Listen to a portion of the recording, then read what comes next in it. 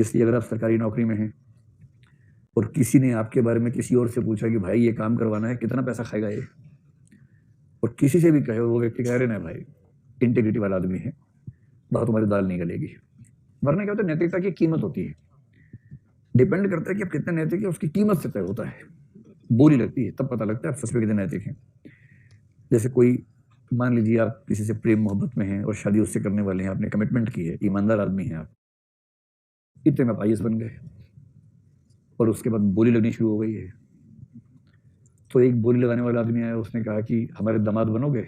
आपने कहा यार मेरा किसी से अफेयर है, मैं कमिटमेंट वाला व्यक्ति हूँ, मैं आपसे बात नहीं करूँगा, आप जाइए यहाँ से, मैं माफ़ी चाहता हूँ और मैं बात नहीं कर सकता। उसने कहा देख लो 5 करोड़ लाए थे। आपने कहा कि नहीं मैं बात नहीं कर सकता हूँ। आप नहीं समझ रहे, निष्ठा का मामला है, निष्ठा पैसे से नहीं खरीदी जा सकती है। उसने कहा मतलब मैं 10 भी दे सकता था वैसे, बाकी आपकी जैसी इच्छा।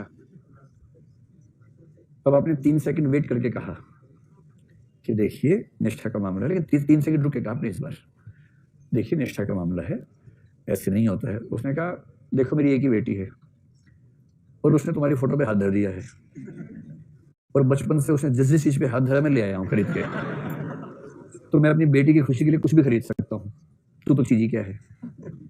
तो ऐसा है भाई, 25 करोड़ इतिहास में आज तक किसी दूल्हे का इतना मूल्य नहीं हुआ जितना तेरा है। बता 25 करोड़, यस और नो, है ना?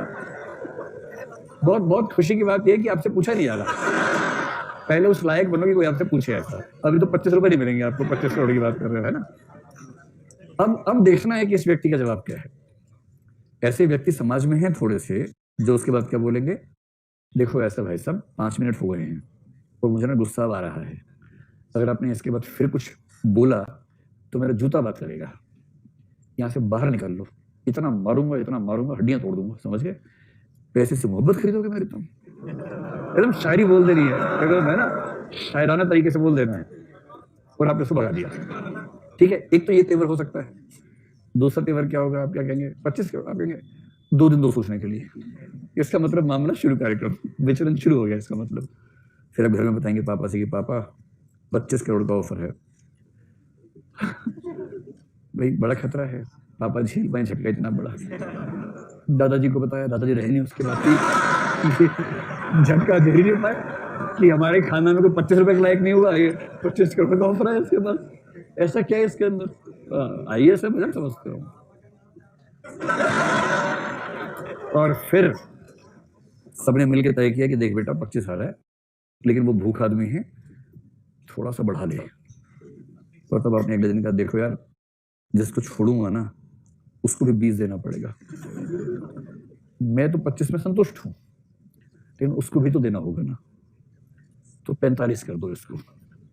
और वो कह रहा देखो यार ऐसा है, मैं राउंड फिगर में काम करता हूँ, 50 ले लो आप, ये 45 46 समझ में नहीं आता हमें, 50 लेना तो हाँ करो वरना नहीं है मेरी तरफ से, अब नहीं आने तो कोई बात नहीं, 50 भी ठीक है। और इसका मतलब ये हुआ कि जितना मैन ऑफ इंटीग्रिटी था, इसकी इंटीग्रिटी का मतलब ये था कि कीमत ज्यादा है, हल्की कीमत पर बिकेगा, ज्यादा कीमत मिलेगी तो बिकेगा। माल बिकाऊ है किंतु माल महंगा है, सस्ता माल नहीं है, चाइना का नहीं है, ठेठ हिंदुस्तानी माल है, महंगा माल है। तगड़ा दहेज दोगे तो विचलन आ जाएगा, वरना विचलन नहीं आएगा। लेकिन इसी दुनिया में कुछ लोग ऐसे हैं जो ऐसे किसी भी ऑफर पर जूता निकाल लेते हैं अपना, कि अब अगर एक शब्द और बोला तो मेरा जूता और तेरा मुंह, फिर देख कैसे रंग बदलता तेरे चेहरे का। ऐसे लोग भी हैं, वो है फुल ऑफ इंटीग्रिटी। इसका मतलब क्या, देखो कलाकार 2 प्रकार के होते हैं। कुछ कलाकार होते हैं जो धन संपदा सम्मान या सुविधाओं के लिए अपनी कलात्मक क्षमताओं का सौदा कर लेते हैं, जिनके लिए ज्यादा बड़ी चीज क्या है कि धन मिलना चाहिए, सुविधाएं हो, राज्य कवि का दर्जा मिल जाए, राज्य कलाकार का दर्जा मिल जाए, एक लाल बत्ती वाली गाड़ी मिल जाए टाई टाई करने वाली, और बस उसके बाद राजा जी जो कहे मैं वही लिखूंगा, राजा जी की पेंटिंग बनाऊंगा, मैं मोदी चालीसा लिखूंगा, मैं लालू चालीसा लिखूंगा, मैं ऐसी रचनाओं का उत्पादन करूंगा। कुछ लोग ऐसे होते हैं। और ऐसे ही लोगों के बारे में क्या कहा गया है, राजा बोला रात है, रानी बोली रात है, मंत्री बोला रात है, संतरी बोला रात है, पर ये सुबह सुबह की बात है। राजा को इतना महत्व देंगे कि जो राजा चाहेगा वो लिखेंगे, वो साबित कर देंगे, इतिहास में भी वही लिखा जाएगा जो राजा चाहता है। तो जो लोग ऐसा करते हैं उनके बारे में कहते हैं कि उनके पास कलाकार वाली इंटीग्रिटी नहीं है, वो किसी लोभ में बिक गए हैं, और जो किसी लोभ में बिक गया उसे कलाकार का सम्मान नहीं मिलना चाहिए। कलाकार बड़ी चीज है, कवि या साहित्यकार या पेंटर, चित्रकार, स्थापत्यकार, ये बड़ी चीज है, संगीतकार बड़ी चीज है। इसलिए जब कुछ दिन पहले मैंने देखा कि कुछ कलाकारों ने प्रधानमंत्री को चिट्ठी लिखी है नाराज होकर, तो मुझे बड़ी खुशी हुई कि कम से कम कलाकार आज के माहौल में बोल तो रहे हैं। विरोध में भी लिखी कुछ लोगों ने, मुझे इससे भी दिक्कत नहीं है, आप पक्ष या विपक्ष में कहीं तो खड़े हैं, कम से कम अपनी बात कह तो रहे हैं, इंटेलेक्चुअल इंटीग्रिटी दिखा तो रहे हैं। ये होती है कलाकार की सत्यनिष्ठा।